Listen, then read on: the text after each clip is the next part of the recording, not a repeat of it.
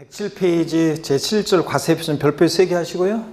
29회 시험 때는 여기서 이제 문제가 계산 사례 문제가 나오기도 했었지만 또 나올 수 있고요. 과세표준과 세율은 항상 중요하다고 그랬습니다. 그래서 과세표준 별표 3개고 그 다음에 하여튼 제 배운 내용들 지금 수업하는 내용들 핵심 요약 정리 제 다음 카페에 있으니까 오셔가지고 회원가입하시고 등업 신청 한 다음에 그러면 제가 그 스마트폰에 떠요. 그래서 등업해드리면 정회원이 되면 그 자료실 학습 자료실에 핵심 요약 정리라고 그래서 여태까지 강의한 내용들 핵심 요약이 다 돼 있어요. 그래서 그거로 읽으면서 복습을 하시고 정리하시고 그 다음에 이제 5월달 되면 제가 쓴 요약집으로 우리가 이제 강의할 거니까 그때 이제 그래서 지금은 심화 이론 같은 지금 심화 이론인데 3, 4월 늦게 오시거나 지금 잘 뭐 또 정리가 안 되고 내용들을 심화시켜서 계속 배우니까 뭐 혼란스럽고 그러더라도 완벽하게 이해 안 되더라도 괜찮습니다. 그러니까 대충 이게 무슨 얘기인지 하나하나 배워놓고 갔다가 눈에 켰다가 이제 요약집 나오면 그때 압축해서 이제 배우게 되고 5시 반복기 되고 압축하고 그 다음에 이제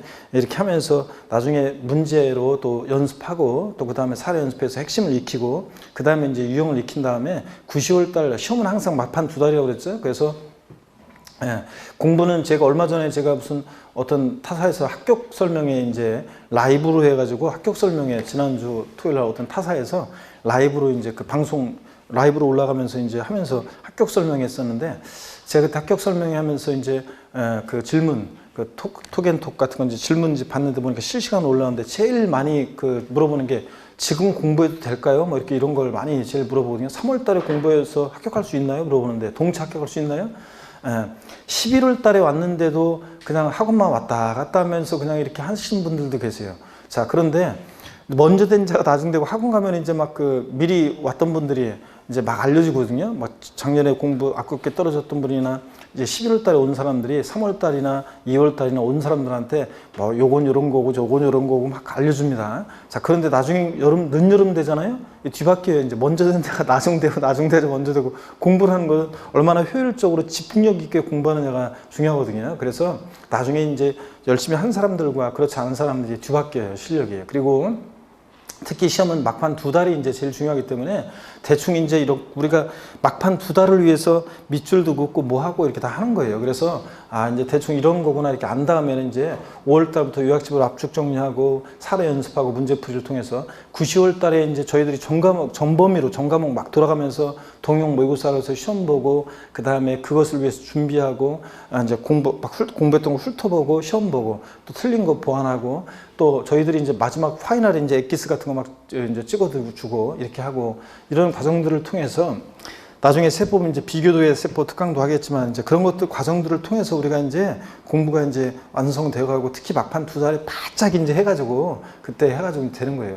근데 그 막판에 이제 바짝 그때 막 9, 10월 달에 이제 바짝 할 때 그때 미리 공부가 이제 이런 것들이 뭐 취득 시기도 이런 거라는 거 뭐 이런 것들 공부가 안 돼 있고 그러면은 미리 봤는데 까먹고 헷갈리고 그런 거는 나중에 다 정리가 되는데 바짝 하면 이제 근데 안 했던 걸 갖다 새롭게 그때 외우려고 하면 새롭게 보려고 하면 안 돼요. 그래서 외웠던 걸 까먹은 걸 막판 2달에 바짝 해가지고 딱 시험장 가서 이렇게 할 수 있지만 안 했던 건 안 돼요. 안 했던 건 나중에 막판에 눈에 안 들어와요. 그렇기 때문에 공부했던 것들을 나중에 이제 할 수 있고 이렇게 하기 때문에 지금 완벽하게 이해 안 되고 완벽하게 내 거렇지 안 되고 그러더라도 실망할 것도 없어요. 계속 공부하시면 됩니다. 자, 포기하지 않고. 아셨죠, 여러분? 그래서 시험 막판 2달이니까 그 전에 전국 모의고사 점수 안 나오고 그러더라도 나중에 모의고사 같은 거 봐서 그런 거 신경 쓸 거 없어요. 막판 2달을 위해서 하는 거예요. 시험은 특히 객관식 시험은 막판 2달, 바짝 그냥 2달 그때를 위해서 공부하는 겁니다.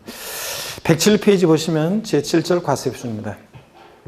원칙 신고하는 가액의 과세표준인데 이게 어떤 건지 제가 살짝 한번 설명을 드려볼게요. 또 공부했던 것들인데 이것도 처음 오신 분들 잘 한번 보시고 우리가 세금 계산은 이렇게 해요. 과세표준이라는 거 결정이 되잖아요. 과표 결정이 되면 곱하기 세율에서 우리가 산출세액이라는 걸 구하잖아요. 지방세나 국세나 세금 계산은 다 이렇게 합니다. 그럴 때 이 과세표준이라는 것이 취득세는 과세표준이 취득하는 가격이에요. 나 그 부동산을 3억에 취득했다. 취득한 가격 3억 원. 이 취득가액이 과세표준이에요. 등록면허세는 부동산 등기할 때 등록면허세는 부동산 등기할 때 그 등기하는 부동산 가액이 과세 표준이 되는데 등록면허세는 채권 금액이 과세 표준이 되는 경우도 있고 건수가 과세 표준이 되는 경우도 있어요. 하여튼 부동산 가액 등이 과세 표준이고 재산세는 과세 표준이 재산가액이에요. 그 보유하는 재산가액이 과세 표준이 됩니다. 자, 그래서 거기다가 곱하기 수율이에요. 취득세와 등록면허세는 신고 납부하는 세금이니까 누가 과세 표준을 결정하냐면 누가 과표 결정하느냐? 납세 의무자가 결정합니다. 근데 재산세는 보통 징수하니까 과세 주체, 지자체장이 과세 주체가 이것을 재산가액을 결정하고요. 자, 그럴 때 일반적 거래를 한번 볼게요. 자, 근데 이제 일반적 거래. 자, 일반적 거래의 경우에 취득세 과세 표준은 원칙적으로 납세무자가 취득 당시에 신고하는 가액을 과세 표준합니다. 그래서 취득세 과세 표준은 취득 당시 가액을 과세 표준하는데 저 취득 가액은 취득 당시 가액이라는 것은 취득자가 취득 당시 신고하는 가액을 말합니다. 신고하는 가액. 나 얼마에 취득했다? 신고하는 가액을 과세 표준해요. 자, 2억 5천에 취득했다? 취득 당시 신고하는 가액 2억 5천 곱하기 세율이에요. 근데 예외적으로 지방세 과세 시가 표준액이 과세 표준이 되는 경우도 있습니다. 시가 표준액이. 이 시가 표준액이라는 게 뭐냐 그러면 우리가 기초 과정에서는 자세히 설명했는데 오늘 빨리 말씀드리면 참고적으로 보세요. 우리가 흔히 공시가격이라고 있어요. 공시가격은 들어보셨죠? 공시가격. 공시가격에는 기준시가도 있고 그 다음에 시가 표준액도 있어요. 그럴 때 기준시가라는 것은 어떤 거냐면 기준시가라는 것은 국세를 과세하는 데 있어서 그 물건에 대한 기준이 되는 가격을 우리가 기준시가 이렇게 얘기합니다. 그래서 국세를 과세할 때 물건에 대한 기준이 되는 가격.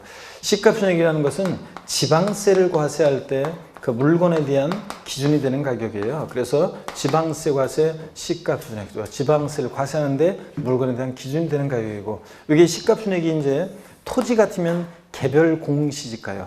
토지의 시가 표준액은 개별 필지들에 대한 땅값인 개별 공시지가입니다. 그래서 우리가 전 국토의 수많은 필지들의 땅값을 매길 때 국토교통부 장관이 각 지역마다 대표성 있는 토지를 선택해서 선정해요.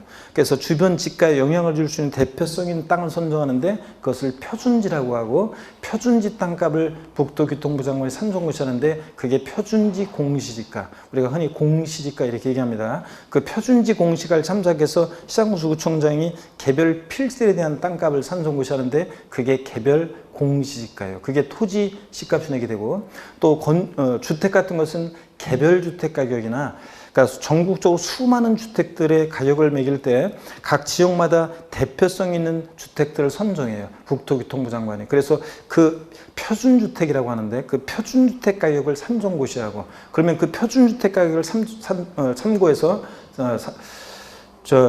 법령에 의해서 또 시장구청장이 개별 주택들의 가격을 산정고시합니다. 그게 개별 주택 가격 또는 아파트 같으면 공동주택 가격, 단독주택이나 다가구주택은 개별 주택 가격, 아파트 같은 것은 공동주택 가격을 산정고시합니다. 그게 주택의 시가 표준액이 됩니다. 자, 그래서 이 정도만 제가 설명을 드릴게요. 그래서 건축물이라든가 나머지 애들에 대한 시가 표준액 산정은 교재에 쭉 나와 있지만 우리가 자세한 거는 알 필요 없고 그 정도만 아시면 돼요. 하여튼 시가 표준액이라는 것은 지방세를 과세할 때 물건에 대한 기준이 되는 가격인데 지방자치단체장은요 항상 세금 계산할 때 무엇으로 세금 계산한다? 시가 표준액으로 계산합니다. 여러분 집 광명시에 주택을 갖고 있어요? 그럼 광명시장이 시장구청장이 여러분 집에 대해서 매년 재산세를 계산해서 납세 고지서가 발부됩니다. 도대체 광명시장은 시장구청장은 무엇을 근거로 여러분 집에 대해서 세금을 계산하느냐? 무엇을 근거로 계산해요? 시가 표준액으로요. 항상 시가 표준액을 기준으로 합니다. 자, 그러면 여기 봅니다. 지방세 과세 시가 표준액으로 과표 결정되는 경우가 있는데 어떤 경우에 그러냐면 납세무자가요. 자, 취득세는 신고 납부하는 세금인데 신고를 안 해요. 그럼 우리가 징수 방법 배웠어요. 신고 납부하는 세금 신고 납부를 안 하면 그대로 끝나는 게 아니라 지자체장이 다시 과표 결정합니다. 무엇으로 지자체장은 항상 세금 계산한다? 시가 표준액으로요. 자, 그 다음에 신고했는데 신고서에 신고 가액의 표시가 없어요. 이것도 무신고 경우처럼 똑같이 봅니다. 신고 없으면 지자체장이 과표 결정합니다. 항상 무엇으로요? 시가순액으로요. 또는 납세문자가 신고했는데 신고한 가액이 지방세과세 시가순액보다 미달하게 신고돼요. 자, 그러면 이런 건 이런 거라고 그랬어요. 자, 어떤 부동산의 시가가 이 정도 가격대 있는데 지방세과세 시가순액은 이 공시 가격은요, 소위 말해서 시가의 7~80% 선에서 결정된다고 하는데, 실제적으로는 아직까지도 뭐 주택 같으면 7~80% 시가 반영률이 이렇게 되는 경우, 서울 같은 경우는 이렇게 많이 돼 있지만, 아직까지도 뭐 일부 지역, 외곽 지역 같으면 수도권도 그렇고 지방이나 이런 데 보면 시가 표준액이 시가의 한 공시가격이 65% 뭐 이 정도 선에서 결정되는 경우도 많습니다. 자, 60%, 65%, 70% 이 정도 선에서 결정되는 경우도 많고요. 근데 단독주택이나 다가구주택이나 상가 같은 것은 시가 반영률이 훨씬 더 낮아요. 그래서 이게 문제가 되죠. 그래가지고 아파트하고 차이가 있다 그래가지고 너무 형평성이 어긋난다 그래가지고 지금 많이 시가 반영률이 높아졌습니다. 그렇지만 여전히 낮습니다. 그 다음에 또 보면 어떤 사람이 취득했다고 신고했는데 신고한 가격대가 시가보다 더 낮게 신고돼요. 그러면 이 신고한 가격에 대한 객관적인 입증이 없는 한은 뭐야, 시가의 7~80% 선에서 결정된 게 시가순액인데 이거보다 더 낮게 신고해? 그럼 불성실 신고했다고 봐서 지자체장이 다시 과표 결정합니다. 무엇으로요? 시가순액으로. 이런 얘기입니다. 시가순액보다 낮게 신고되면 지자체장이 무엇으로 과표 결정된다? 한다? 시가순액으로. 그래서 이런 얘기입니다. 신고 없거나 신고한 게 시가순액 미달하게 신고되거나 이렇게 불성실 신고하면 지자체장은 항상 무엇으로 세금 계산한다? 시가순액으로. 이런 얘기입니다. 저 여기까지 얘기 설명을 드렸고요. 자, 그래서 다시 사례로 한번 보시면 갑이라는 사람과 을이라는 사람이 부동산을 거래했어요. 자, 갑과 을이. 그런데 이 부동산에 대한 지방세과세 시가순액이 1억 원이고 을이 취득했다고 신고한 가액이 1억 2천만 원입니다. 자, 이때 을 입장에서 취득세 신고할 때 과세 표준 금액은 얼마로 합니까? 1억으로 해요? 1억 2천으로 해요? 예? 금방 배웠네요. 원칙 어떤 걸 한다고요? 신고하는 가액으로 해요. 그래서 취득당 신고하는 가액 1억 2천 곱하기 세율에서 세액 나온 거 을은 신고 납부하면 되는 거예요. 그래서 원칙은 신고 가액을 과세 표준합니다. 취득당 신고한 가액으로. 이렇게 하는 건데 을은 신고할 때 이번엔 이렇게 하겠습니다. 신고를 안 했어요. 그러면 그대로 끝나는 게 아니죠. 지자체장이 다시 과표 결정합니다. 무엇으로? 항상 시가순액으로. 여기다 곱하기 세율에서 세액 계산합니다. 불성실 신고한 것에 대한 가산세를 계산해서 합한금액을 납세 고지서를 발부해서 징수하는 거예요. 합한금액을. 우리 취득세는 원칙 신고 납부하는데 신고나 불성실하면 가산세부터는 과세권자 다시 계산한 세금에다 합해서 납세 고지서 발부해 징수한다고 그랬잖아요.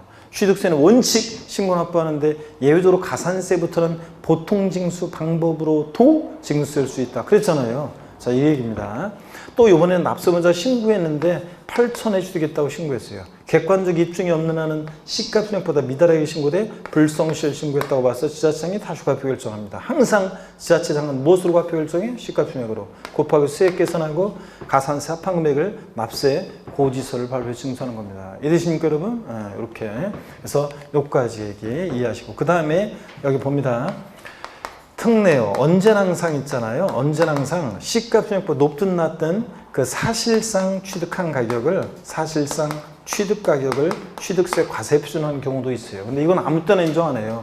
아무 때나 인정하면 다 시가순액보다 낮게 신고하겠죠. 그래서 이 신고한 가액에 대한 객관적인 입증이 되는 경우에만 인정합니다. 제 입에서 객관적 취득 나왔다 그러면 국, 수, 아까 공, 판, 법이요. 국수공판법. 보세요.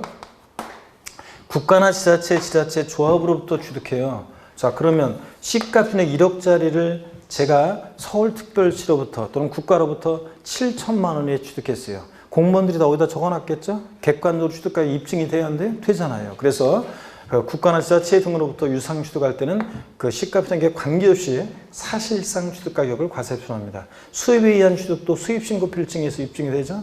공매나 경매 방법에 의한 취득이요. 그래서 시가순액이 1억짜리 부동산인데 어떤 부동산이 공매나 경매에 넘어갔어요. 자, 그래서 그 공매된 경락된 가격이 만약에 8천만 원이다. 취득세 과세 표준 금액은 얼마로 합니까? 시가편이 미달하더라도 객관적 입증이 되잖아요. 법원에 기록 남아 있으니까. 그러니까 8천만 원을 취득세 과세 표현합니다.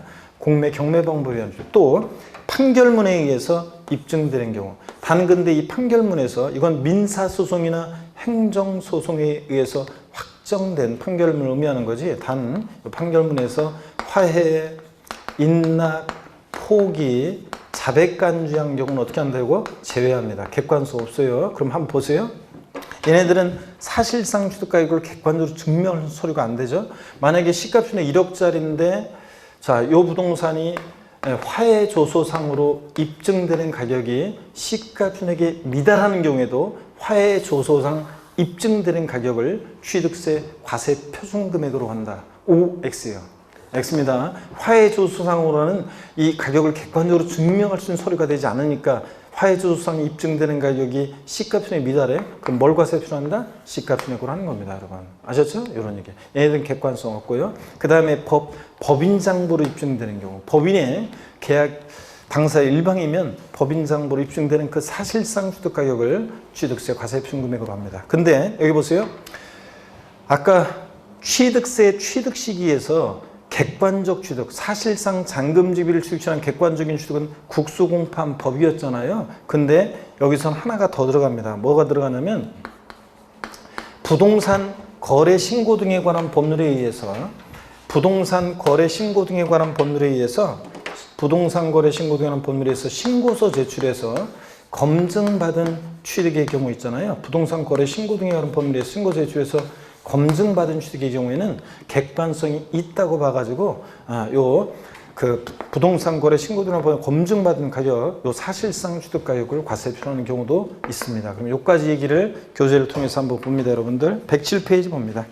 제7절 과세 표준은 원칙 신고 가액이 되는 경우에요. 취득세 과세 표준은 취득 당시 가액으로 한다, 밑줄이요.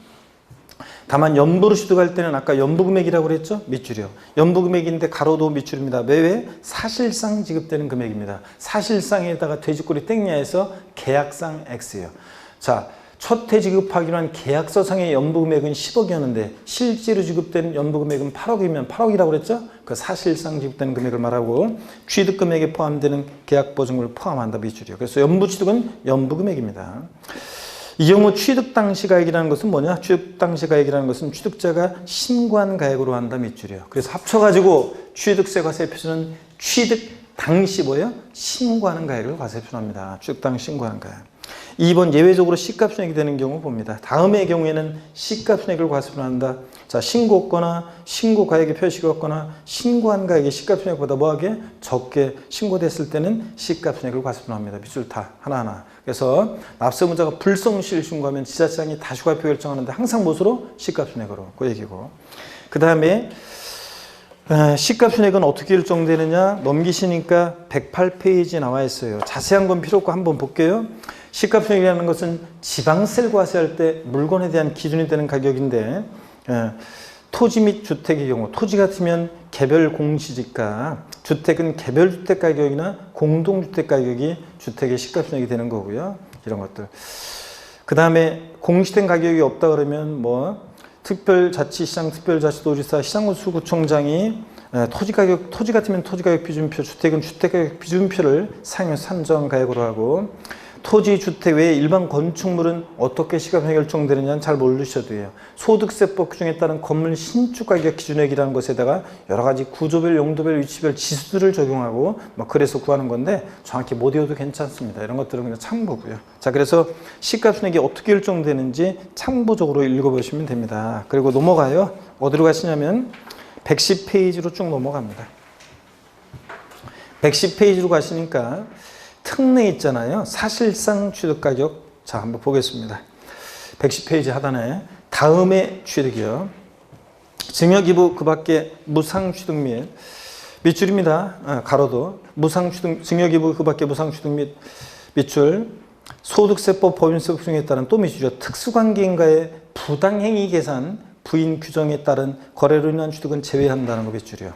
에 대해서는 신고가액 또는 신고가액에 표시가 없거나 신고가액 사실상 시가편액에 미달하는 때에도 불구하고 사실상 취득가격 또는 연부금액을 과세 표현한다, 밑줄짝입니다. 자, 어느 경우에 시가편액에 관계없이 사실상 취득가격 또는 연부금액을 과세에 표현하느냐?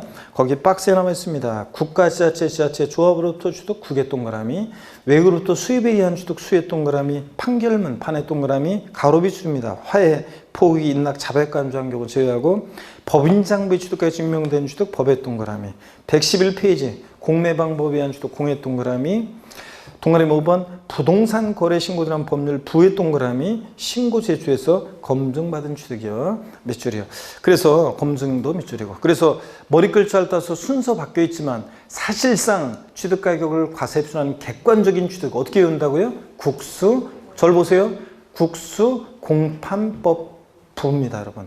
왜 제가 마지막에 국수공판법 부 그러냐면 아까 사실상 잔금지비를 취득세상 취득시효 할 때 객관적인 취득은 국수공판법까지였잖아요. 그때는 부동산거래 신고들한 법 검증받은 취득의 경우는 안 들어갔어요. 그래서 구별하기 위해서 그렇습니다. 이거 차이점 좀 이따 비교해 드릴게요. 어떤 간에 이렇습니다. 근데 아까 가로 다시 올라가서 3 특례 사실상 취득가격 첫 번째 줄에 다음에 취득에서 가로 안에 보니까 사실상 취득가격에서 제외되는 경우가 있었는데 여기 보세요. 사실상 취득가격에서 제외되는 경우가 있었는데 두 가지가 있어요. 하나는 무상취득의 경우하고 무상취득과 그 다음에 또 하나는 소득세법 규정에 따른 부당행위 계산, 부당하게 계산했는데 사실상 가격을 인정하면 안 되잖아요. 부당행위 계산 부인 규정에 의한 취득인데 여기 어떤 건지는 부인 규정에 의한 취득, 여기 어떤 건지는 나중에 우리가 양도소득세에서 배우게 돼요. 어떻든 간에 부당하게 계산됐으니까 사실상 취득가격 인정하면 안 되잖아요. 또 무상취득의 경우를 한번 볼게요. 여기에 보세요. 국가나 지자체로부터 법인으로부터 부동산을 유상승계 취득했을 때가 국수공판법 부 아싸 사실상 취득가격을 과표하는 거지 무상으로 취득해 보세요. 제가 국가로부터 지자체로부터 부동산을 무상으로 취득하면 사실상 취득가격은 얼마예요? 빵원이잖아요. 곱하기 해서하면 산출세가 다시 빵 되고 그러면 무상취득은 취득세를 안 내느냐? 우리가 취득세는 원시, 승계, 유상무상을 불문하고 과세가 되잖아요. 그렇기 때문에 무상취득은 사실상 취득에서 제외됩니다. 사실상 취득이 빵원 되니까. 그러면 어떻게 무상취득은 과표 결정되냐 그러면 원칙으로 돌아가서요. 원칙 신고하는 가액 예외적으로 또는 예외적으로 시가편액으로 한다는 요 규정으로 결정이 된다고 해요. 그런데 상속받았어요. 여러분이 증여받았어요. 아이고 이거 목이 코로나 아니고 이거 지금 목이 네, 봅니다. 기침 나오는 건 아니고 무상 여기 보세요.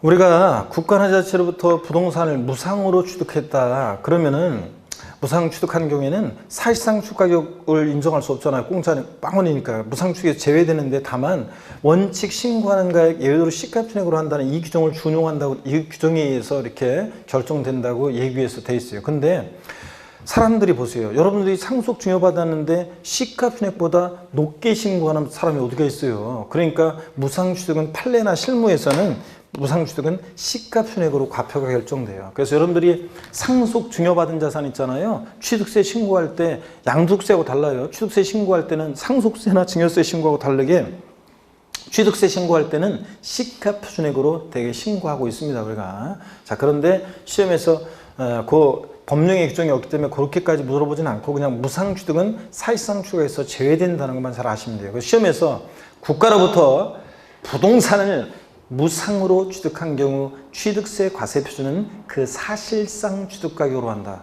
X입니다. 무상취득은 사실상 취득에서 어떻게 한다? 제외됩니다. 유상취득이 무상취득인지를 잘 보시면 돼요. 자, 그런 얘기라는 거. 자, 이렇게 해서 우리가 취득세 과세 표준 다시 보세요. 원칙 취득세 과세 표준은 취득가격인데 원칙 취득 당시 납세무자가 신고하는 가액이 합니다. 예외적으로 지방세 과세 시가표준액으로 하고 신고했거나 신고한 거 시가표준액 미달하게 신고될 때 그 다음에 국수공판법 부 같은 객관적인 취득 뭐로 하고 사실상 취득가격으로 한다는 거. 이걸 알아두시고 잠깐 한번 제가 비교를 드릴 게 있어요. 여기 한번 보세요 여러분들. 어떤 거냐면 우리가 취득세 과세 표준 비교를 보면 여러분 보세요. 일반적인 거래의 경우하고 일반적 거래의 경우와 일반적 거래의 경우와 그 다음에 부동산 거래 신고 등에 관한 법률의 규정에 따른 부동산 거래 신고하고 비교를 한번 해볼게요. 부동산 거래 신고하고 비교를 해보면 취득 시기를 한번 비교해 볼게요. 취득 시기. 매매 같은 유상승계 취득의 경우, 유상 취득의 경우에 취득 시기를 한번 비교해 봅니다. 자, 여러분 아까 배웠어요. 일반적 거래의 경우 매매 같은 유상 취득의 경우는 원칙적으로 언제를 취득시로 했어요? 계약상 잔금지급일이요. 그랬잖아 아까. 계약서상 기재된 잔금지급일. 자, 명시가 안 됐다. 계약부터 60일 경과하는 날 국수공판법 사실상 잔금지급일 아까 했잖아요. 그래서 계약상 잔금지급일인데 부동산 거래 신고 등하는 법률에 의해서 검증받은 취득도 취득 시기는 계약상 잔금지급일로 해요. 자, 여러분 보세요.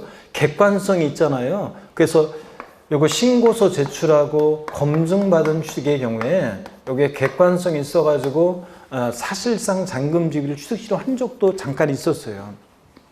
그랬는데 다시 바뀌었어요. 왜 바뀌었냐면 보세요.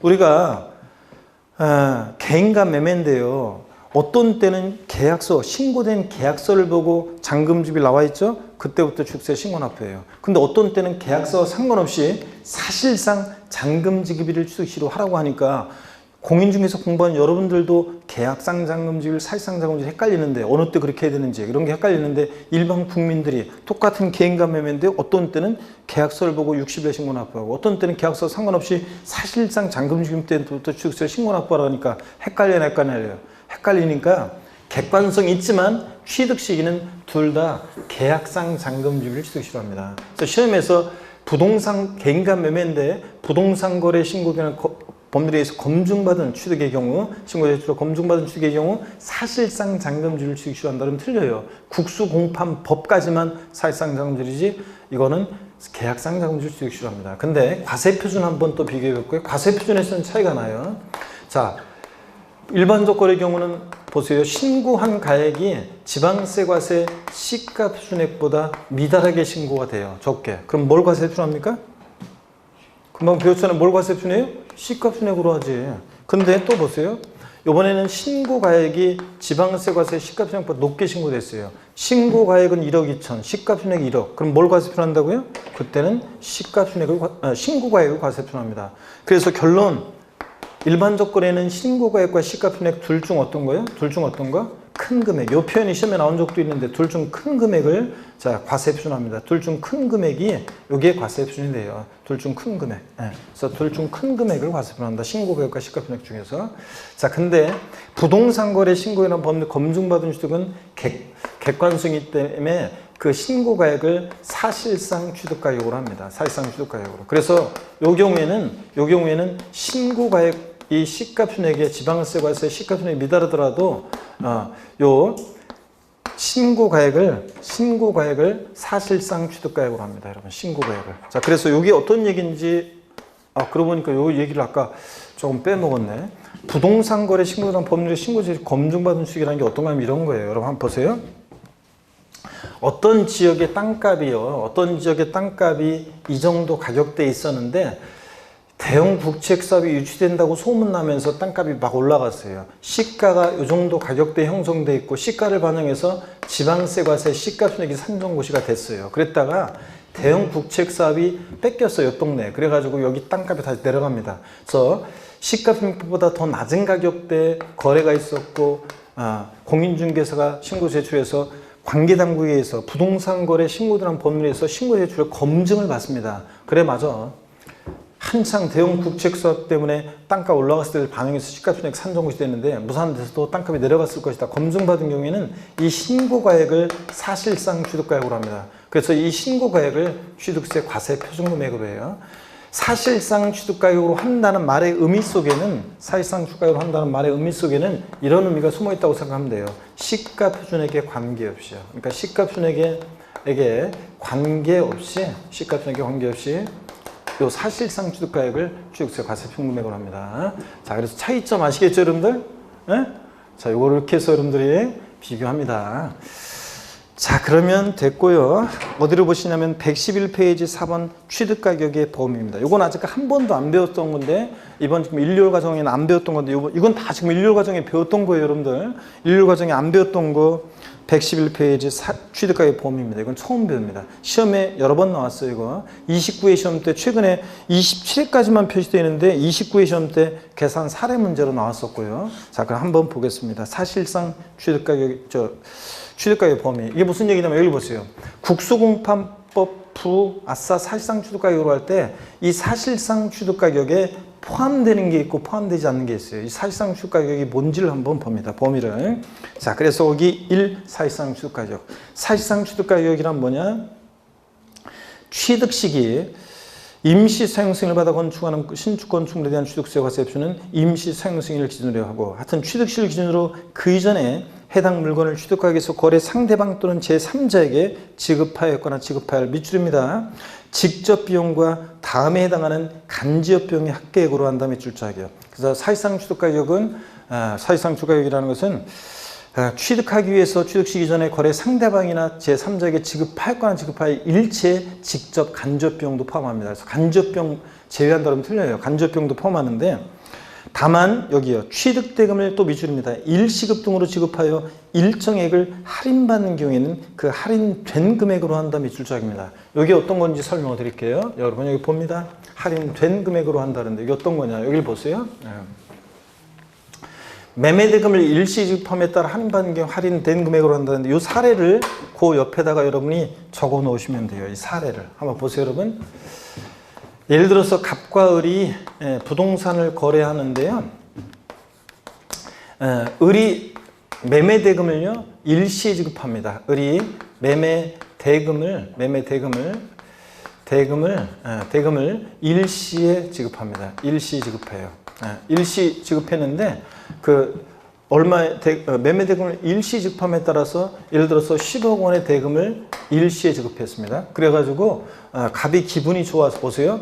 약정한 대금은 약정 대금은 요게 지급하기란 을이 지급하기란 약정 대금은 10억이었는데 매매대금을 일시에 지급함에 따라서 할인 금액이 그래 갑이 기분 좋아서 내가 1,000만 원 깎아줄게. 할인 금액이 만약에 1,000만 원이었습니다.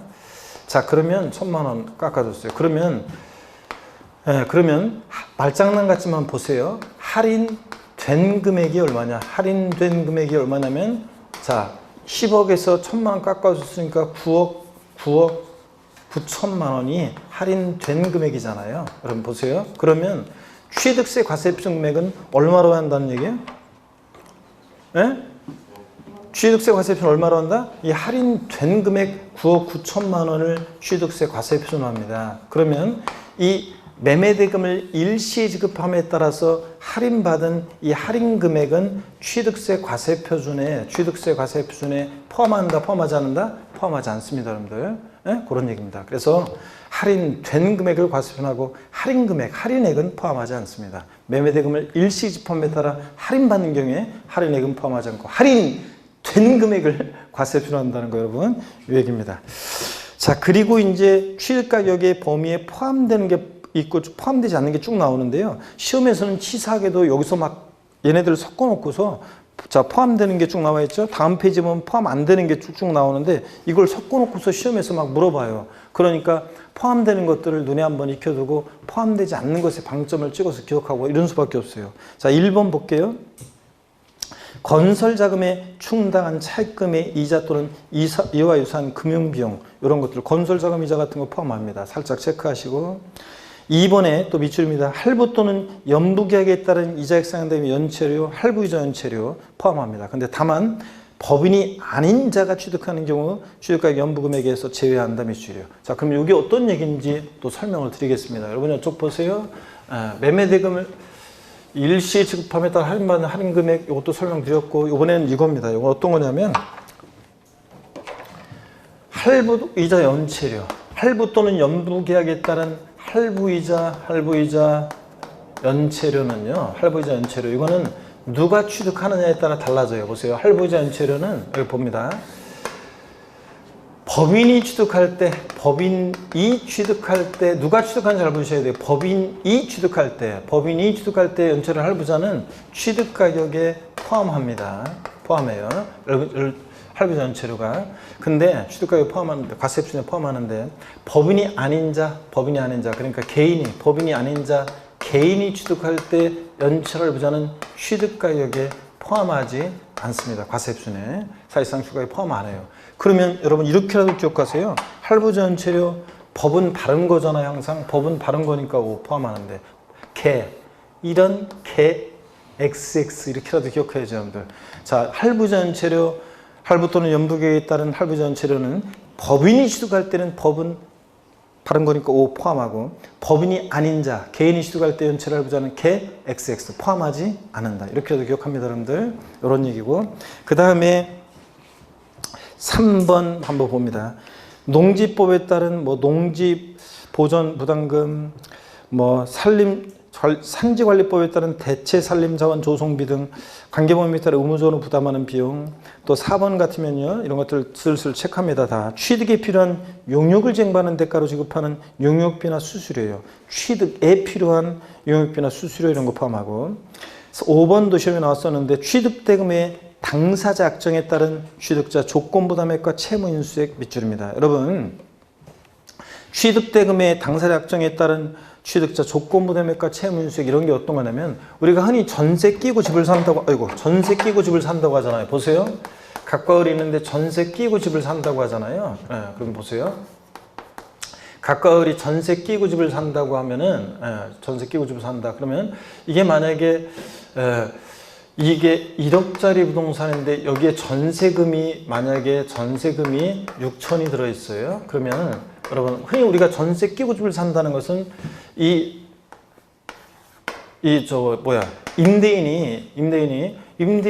매도인이 갚을 돈이 6천만 원이잖아요. 원래 전세금은 매도인이 갚을 돈이잖아요. 근데 전세 끼고 집을 산다는 것은 이 전세금 6천을 매수인이 인수하기로 했다는 얘기잖아요. 예? 매도인의 채무를 인수하기로 한 거잖아요. 이럴 때 을은 얼마의 대금을 지급해요? 취득대금을 얼마만 지급해요? 4천만 원만 지급하잖아요.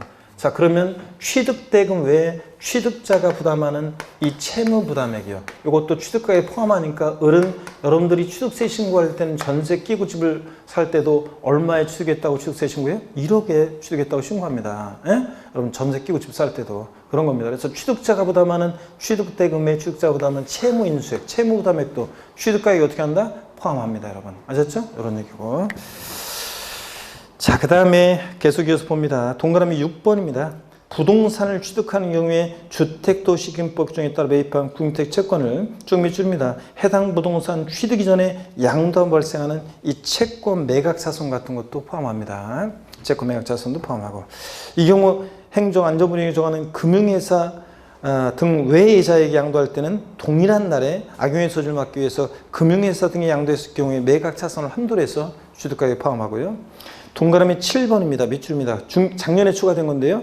공인중개사법에 따른 공인중개사에게 지급한 중개보수 있죠? 포함합니다. 근데 다만 법인이 아닌 자가 취득하는 경우는 취득가격 또는 연부금액에서 제외한다 밑줄짝입니다. 여러분 여기 보세요. 할부이자 연체료. 또 여기 보세요. 할부이자 연체료 또 공인중개사에게 지급한 중개보수도요. 중개보수 똑같아요. 중개보수도 법인이 취득할 때 중개보수는 어떻게 하고? 포함하고. 근데 법인이 아닌 자, 개인이 취득할 때는 이런 XX 포함하지 않는다. 이렇게.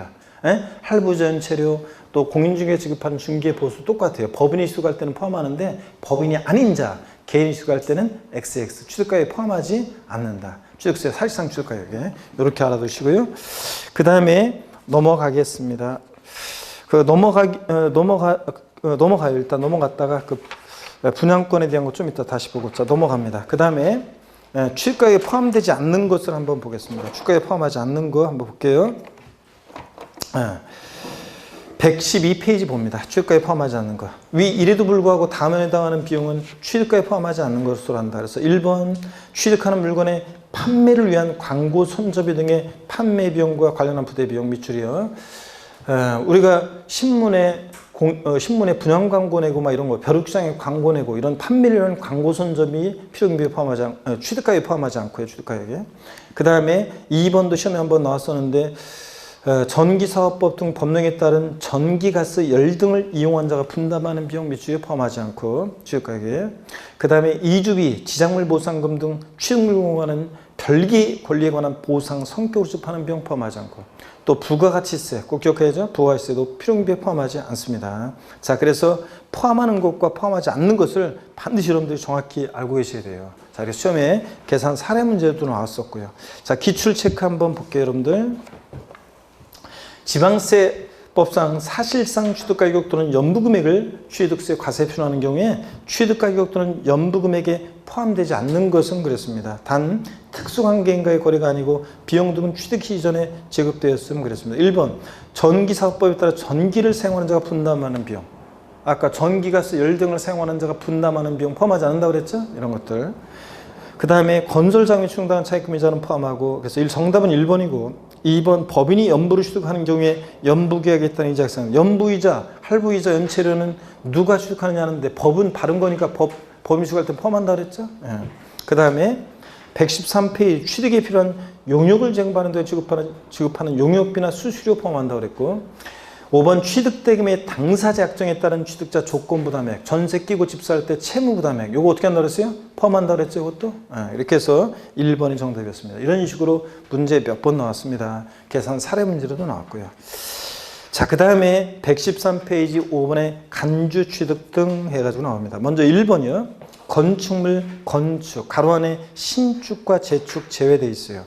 또는 개수한 경우, 양가로 1번 건축물, 건축, 가로 안에 신축과 재축 제외 이렇게 되어 있습니다. 여러분, 앞으로 취득세에서 공부할 때, 절 보세요. 앞으로 취득세에서 공부할 때, 절 보세요. 취득세 공부할 때, 건축돼 있고요. 건축법상에 건축돼 있고, 신축과 재축 제외. 이렇게 되는 것을 몇 번 보게 될 건데, 여러분 보세요. 이렇게 돼 있어요. 그러면, 우리 공법에서 여러분 배우잖아요. 공법에서 건축 그러면 신축, 재축, 증축, 개축, 이전 등을 말한다 이렇게 배우잖아요. 그죠? 그럴 때 그 건축에서 신축과 재축을 제외하니까 남는 게 건축에서 증축, 개축, 이전 등이 남잖아요. 에? 그런 거예요. 그래서 자, 요 건축법상 건축돼 있고 신축과 재축 제외돼 있으면 이렇게 써 있어도 우리는 항상 뭐라고 읽냐면요. 이렇게 써 있으면 항상 뭐라고 읽냐면 증축 등, 증축. 이렇게 증축 등 써놓고 증축 이렇게 읽습니다. 아, 그런 거 있잖아요. 뭐라고 써 있어도 뭐라고 읽는다. 그런 거 있잖아요. 그래서 제가 뭐라고 써 있어도 뭐라고 읽는다. 멋진 말 없냐? 그랬더니 어떤 주부 수강생이 그랬다고 그랬잖아요. 사랑이라고 쓰고 아픔이라고 읽는다. 그죠? 그래서 또 뭐라고 써 있어 뭐라고 저 이런 거 멋진 말 없냐? 또 어떤 수강생분이 묵묵함이라고 쓰고 합격이라고 읽는다. 이렇게 말한 분도 있고, 어떤 수강생은 남편이라고 쓰고 왼수라고 읽는다. 이렇게 얘기하는 수강생도 있고, 그래서 어떤 수강생은 뭐라고 뭐 또 없냐 그랬더니 남편이라고 쓰고 큰아들이라고 읽는다. 뭐 이렇게. 어떤 수강생은 남편이라고 쓰고 로또 복권이라고 읽는다. 그래서 수강생들이 싫어해요, 이거. 그래서 다른 주변 수강생들이 그러니까 더럽게 안 맞아서 이렇게 얘기하는 수강생도 있는데, 더럽게 안 맞죠, 여러분들? 예, 보면은 저희 아버지 돌아가시면서 저 2월달에 돌아가셨잖아요. 그 저희 어머니랑 70년을 함께 두 분이 함께 하셨어요. 그랬는데 그래도 보면 있잖아요. 70년 함께 살았는데도 안 맞아. 식성 같은 거 있잖아요. 진짜 안 맞아요. 저희 아버지는 된 밥을 좋아하고 엄마는 좀 약간 지른 밥을 좋아하고 이런 식으로 하여튼 식성이 안 맞아요. 끝까지 안 맞아요. 그 70년 살아도. 그런 것처럼 여러분 하여튼 더럽게 안 맞긴 안 맞죠. 근데 하여튼 여러분 보세요. 그런 것처럼 앞으로 공부하실 때 건축돼 있고 취득세에서 신축, 재축 제외되어 있으면 뭐라고 읽는다고요? 증축. 이렇게 읽습니다. 자, 그럼 보세요. 거기 건축물 밑줄입니다. 증축하거나 개수한 경우에는 그로 인해서 뭘 과세 필요한다고요? 증강가액을 과세한다. 밑줄자. 우리가 간주 취득에서 배웠잖아. 의제 취득. 건축물 증축하거나 개수해서 가액이 증가했을 때 가액의 증가를 취하겠다고 의제했죠? 간주했죠? 그래서 취득세 과세 표는 이런 간주 취득은 증강가액입니다. 개수 등으로 증강가액이요. 양가로 2번 다만 신고 또는 신고가액의 표시가 없거나 그 신고가액이 시가총액보다 적을 때는 시가총액으로 하는 거고요. 2번 선박차량기 장비 종류 변경을 봅니다. 양가로 1번 선박차량기 장비 종류를 변경해서 가액의 증가가 있을 때 자동차 같은 거 엔진 교체합니다. 교체 전과 후에 소유자 변동 없으니까 사실상 취득은 아닌데 가액의 증가가 있을 때 가액의 증가를 취득했다고 의지했잖아요. 이때 증가한 가액을 과세표준합니다. 밑줄 쫙입니다. 그래서 이렇게 간주 취득의 경우는 증가한 가액 과세표준합니다. 넘어갑니다. 114페이지 3번 토지 지목 변경입니다. 양가로 1번이요. 밭에서 대로 지목을 변경해요. 지목 변경과 후에 소유자 변동 없잖아요. 근데 지목이 변경됨으로 가치가 증가하겠죠? 그 가치 증가분을 주겠다고 의지하잖아요. 그거예요. 양가로 1번 토지 지목을 사실상 변경한 경우에는 그로 인해서 증가한 가액을 과세표준한다. 밑줄 짝이요. 증가한 가액. 근데 다만 신고 또는 신고가 표시가 없거나 신고가액 시가표준액 적을 때는 시가표준은 당연한 얘기고요. 그 다음에 양가로 3번 이때 증가한 가액이라는 것은 뭐냐? 이 경우 토지 지목 변경으로 인해서 증가한 가액이라는 것은 자 밑줄입니다. 토지 지목이 사실상 변경된 때를 기준으로 해서 지목 변경 전의 시가표준액, 지목 변경 공사 착공 1년제 결정 공시되어 있는 개별 공시를 말하는데 하여튼 지목 변경 전의 시가표준액과 지목 변경 후에 시가표준액의 차액으로 합니다. 1억이었는데 5억이 됐어요. 그러면 그 증가한 가액, 지목 변경 후에 시가표준액에서 전의 시가를 뺀 그 차액, 증가한 가액 4억 원을 과세표준한다. 그런 얘기입니다. 양가로 4번입니다. 한편 판결문 여기 밑줄입니다. 법인장부로 토지 지목병에 덤비용이 입증될 때는 뭐로 한다? 그 덤비용으로 합니다. 판결문이나 법인장부로 지목병에 덤비용이 입증될 때는 덤비용으로 하고요. 밑줄 쫙입니다. 그럼 이게 어떤 건지 한번 설명을 드려볼게요, 여러분들. 자, 어떤 얘기냐 잘 보세요. 자, 잘 보시면 우리가 자 이런 얘기입니다. 예를 들어서 여기는 지울게요. 제가 그러면 여기는 좀 지우고요. 기다려 있는 거니까 핵심 요약 다운받으면 다 있습니다. 이런 것들. 자 여기를 한번 보세요. 여러분들. 어떤 얘기냐면 우리가 갑이라는 사람이 개인이 밭에서 대로 지목을 변경합니다. 그럴 때 지목 변경 전에 시가표준액이 1억이고 지목 변경 후에 시가표준액이 5억입니다.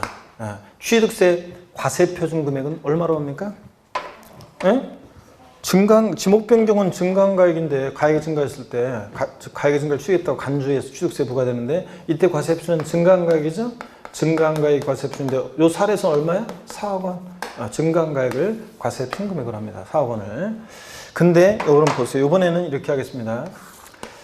자, A라는 법인이 지목 변경합니다. 법인이 지목 변경하는데 지목 변경 전에 밭이었는데 공장 용지로 지목을 변경합니다. 지목 변경 전에 시가표준액이 1억 원이었고 지목 변경 후에 시가표준액이 5억이 됐습니다. 이때 지목 변경 전에 시가표준액 1억, 지목 변경 후에 시가표준액이 5억이 됐습니다. 이때요. 이때 취득세요. 만약에 이 법인이 법인장부로 지목 변경의 든 비용이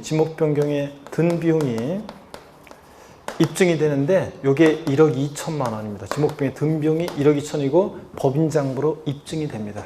취득세 과세표준 금액은 얼마입니까? 취득세 과세표준 금액은 얼마예요? 자 보세요. 얼마라고요? 어떤 수강생분은 2억 8천이요. 그래서 왜 그러냐 그러면 증가한 가액 4억 원에서 비용 뺀 1억 2천 뺀 2억 8천 그런데 아니에요. 너무 앞서가면 안 돼요. 그냥 간단하게 법인장부로 지목병인 등비용 입증된다고 그랬으니까 판결문 법인장부로 지목병인 등비용 입증될 때는 뭐로 한다고요? 등비용. 그래서 이런 경우에는 이 지목병의 등비용을 과세표준으로 합니다. 아셨죠? 일반적으로 지목병의 경우는 뭐로 하는데? 증가한 가액으로. 근데 판결문이나 법인장부로 지목병의 등비용 입증될 때 뭐라고 하고? 등비용으로 하고요.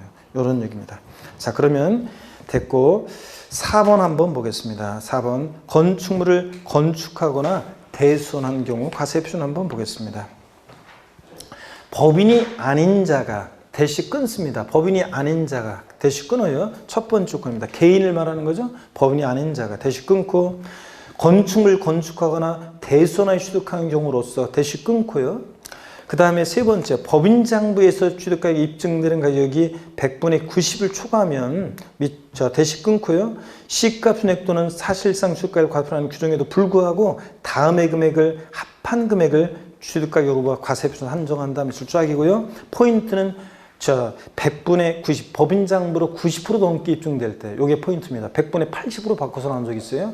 100분의 90을 추가하면 법인장부로 입증되는 가격이, 그럴 때는 다음의 금액을 합한 금액을 과세가 필요합니다. 그래서 동그라미 1번 한번 볼게요. 법인장부로 증명되는 금액, 또 2번 법인장부로 증명되지 않은 금액 중에서 소득세법상의 계산서 등으로 증명되는 금액, 동그라미 3번은 국민주택 채권 등에 대한 채권 매각 자성 같은 이런 것들을 합한 금액을 과세합니다. 자, 다시요.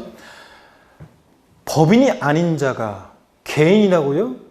그러면 개인도 법인장부를 작성하나요? 아니에요. 자, 보세요. 법인이 아닌 자가 개인인데, 여기 잠깐 보세요. 우리 같은 개인이 있잖아요. 개인이 어떤 건축하거나 대손할 때 어떤 조그만 시공회사 법인에게 맡기잖아요. 법인에게 그 공사를 맡겨요. 그럼 그 법인의 법인장부로 그 취득하는 데 소요되는 이런 비용들이 90% 넘게, 건축하는 소요되는 비용이 90% 넘게 법인장부로 입증되는 경우에는 그 10% 미만이요. 제가 좀 비용을 싸게 비용을 좀 줄이기 위해서 제가 개인적으로 또 자재를 구입한 것도 있고 용역을 또 준 것도 있어요. 그래서 법인장부로 90% 넘게 주가가 입증되면은 그런 경우에는 나머지 법인장부로 입증되는 금액과 소득세법상의 계산서 등으로 증명되는 금액 등등 이런 것들을 전부 다 합한 걸 취득세 과세가 필요합니다. 법인장부로 몇 프로 넘게 입증될 때 90%예요. 법인이 아닌 자가 건축하거나 대손을 취득하는 경우로서 법인장부로 90% 넘게 이런 것들이 입증이 되면 그럴 때는 이런 것들을 합한 금액을 과세한다는 거. 그래서 시험에서는 100분의 90을 100분의 80으로 바꿔서 나온 적이 있습니다. 한번 눈에 익혀두고 갑니다. 5번 볼게요, 여러분들. 과점주주의 간주 취득입니다. 자, 보시면 양가로 1번에 과점주주가 취득한 것으로 보는 해당 법인의 부동산 등에 대한 과세 표준은 그 부동산 등의 총가액을 그 법인의 주식 또는 출자의 총수로 나눈 가액에 과점주주가 취득한 주식 또는 출자의 수를 곱하는 금액으로 한다. 이게 시험에 한번 나온 적이 있는데 양가로 2번은 볼 필요 없고 바로 그 바탕색 박스를 보세요. 과점주주의 주식 취득의 경우 과세표는 어떻게 계산하냐? 이 법인 소유의 취득세 대상 물건에 대한 총가액에다가 말하자면 과점주주가 취득한 주식의 취득 비율을 곱한다는 건데요. 그 법인의 주식 총수분의 과점주주가 취득한 주식의 수를 곱하는 거니까. 그럼 어떤 얘기인지 사례를 한번 볼게요, 여러분들. 절 보세요, 여러분들. 이건 어떤 거냐면 이런 거예요. 자, 좀 어려운 내용들을, 깊은 내용들을 배우고 있습니다. 지금 우리가. 여기 보세요. 예. 이건 어떤 얘기냐면 시험에 한번 나온 적이 있어요. A라는 비상장 법인이요. 비상장 법인이 소유하는 재산이, 여기 보세요. 토지가 예를 들어서 토지가 5억, 건물의 가격이, 이 비상장 법인이 소유하는 건물의 가격이 3억, 또 취득세 대상인 차량의 가격이 2억, 또 그 다음에 실전에서는 이렇게 나왔는데, 이렇게만 나왔는데 제가 예를 들어서 부동산 임차권, 취득세 대상이 아닌, 부동산 임차권은 취득세가 아니라고 그랬어요. 부동산 임차권, 지상권, 전세권, 소유권, 이해권리 대상 아니라고 그랬어요. 그래서 부동산 임차권, 취득세 대상이 아닌 부동산 임차권의 가격이 예를 들어서 5억입니다. 그러면 그리고 이 법인에서 갑이라는 주주가 있죠. 주주가 보세요. 법인 설립 시에 40% 주식을 취득했습니다. 40% 주식을 취득했어요. 설립 시 취득은 과세해야 하네요. 배웠잖아요, 지난주에. 법인 설립 시 취득은 납세의무가 있어요, 없어요? 없죠. 혼자 처음엔 북치고 장구치고 다 해야 되니까 처음부터 독과점 억제하고 소유분산시키면 안 되니까 과점주주 주식 취득에서 법인 설립 시는 납세의무가 있다, 없다? 없다고 그랬습니다.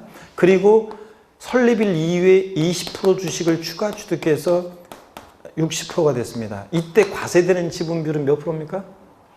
과점주주 아니었다가 최초로 과점주가 되면 과점주주가 된 날 현재 지분율 모두 전체 과세한다고 그랬죠? 60% 전체 과세합니다. 그러면 여러분 보세요.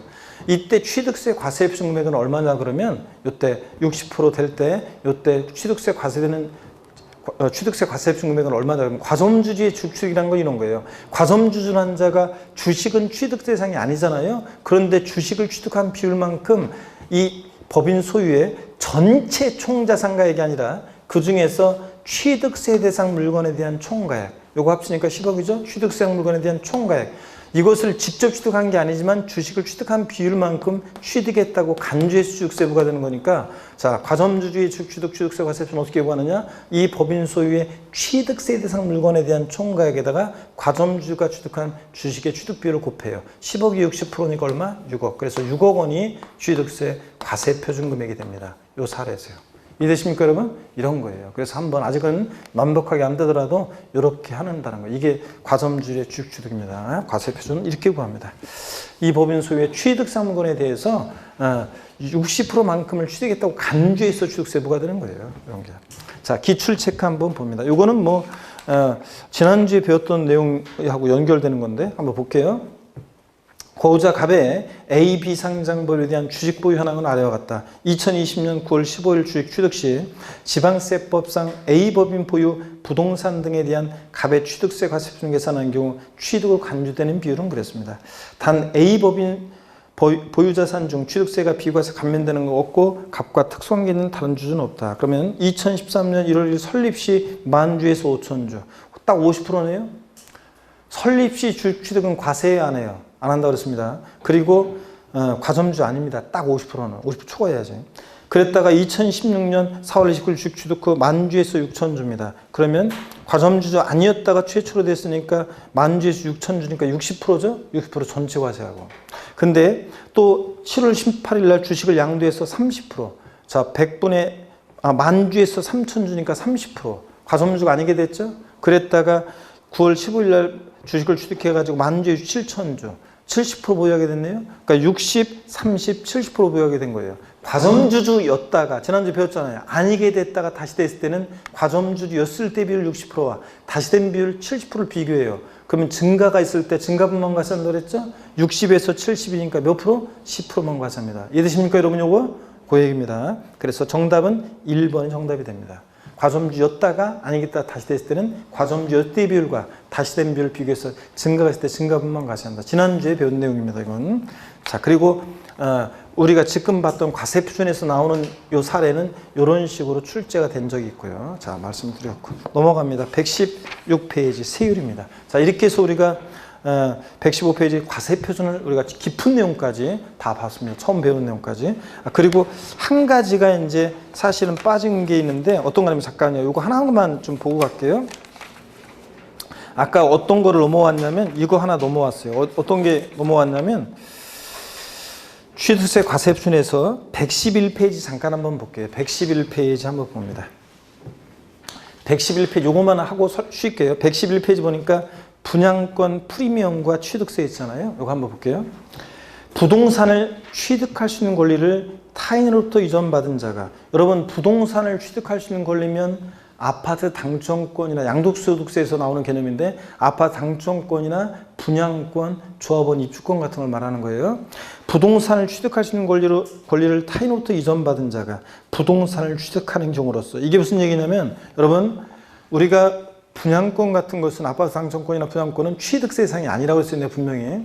이 분양권을 취득할 때 취득세를 내는 게 아니라, 자 보세요. 타인으로부터 분양권을 샀어요. 그래서 나중에 그 아파트가 완공이 돼서 나중에 그 부동산 아파트를 취득할 때 이제 취득세를 내잖아요. 그럴 때 얘기입니다. 그럴 때 여태까지 요 규정이 개정이 된 건데 몇 년 전에, 요 옛날에는 어떻게 했었냐면요.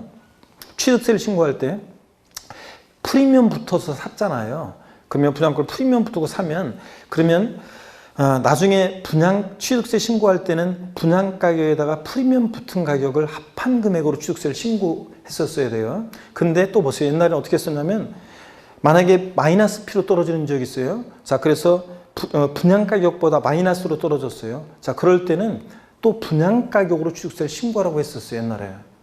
그럼 뭐야? 이런 XX들이지. 아니 분양가격보다 프리미엄이 나중에 아파트를 취득할 때 분양가격보다 프리미엄 붙어 있으면 프리미엄 붙은 가격으로 취득세를 신고하라고 하고 마이너스로 떨어졌을 때는 또 분양가격으로 신고하라고 그래. 이런 XX들이었잖아요. 그래서 이게 신문에서 방송에서 막 TV에서도 논란이 된 적이 있어요. 그래가지고 이 규정이 지금처럼 된 거예요. 자, 어떻게 됐는지 한번 보겠습니다. 부동산을 취득할 수 있는 권리를 타인으로부터 이전받은 자가 나중에 아파트 완공돼서 부동산을 건설 법인으로부터 취득하는 경우로서 해당 부동산 취득을 위해서, 자 밑줄입니다. 지출하였거나 그 부동산 지출할 금액의 합이 분양가격이나 공급가가 낮은 경우에 외출입니다. 넘어가서 112페이지.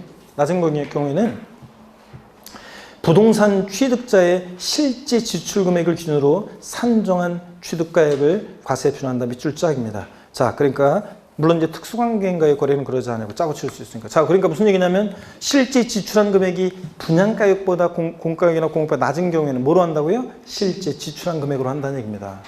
바꾼다 뻔하지. 실제 지출한 금액이 분양가격이나 공급가격이 낮은 경우에도 분양가격이나 공급가격을 과세 표현한다. 그럼 틀리겠죠, 여러분들? 이런 정도 한번 알아둡니다. 자, 부동산을 취득할 수 있는 권리. 이런 것들을 타인으로부터 이전받은 자가 나중에 부동산을 아파트 같은 것을 건설 법인으로 취득할 때, 취득세 신고할 때 실제 지출한 금액이 분양가나 공급이 낮은 경우에도 뭐로 한다? 실제 지출한 금액으로 한다. 아셨죠, 여러분? 그럼 다 설명드렸고 잠시 쉬었다가 우리가 116페이지 제8조 중요한 세율을 보겠습니다. 별표 3개에서 세율은 잠시 쉬었다가 세율부터 보도록 하겠습니다. 잠깐 쉬겠습니다.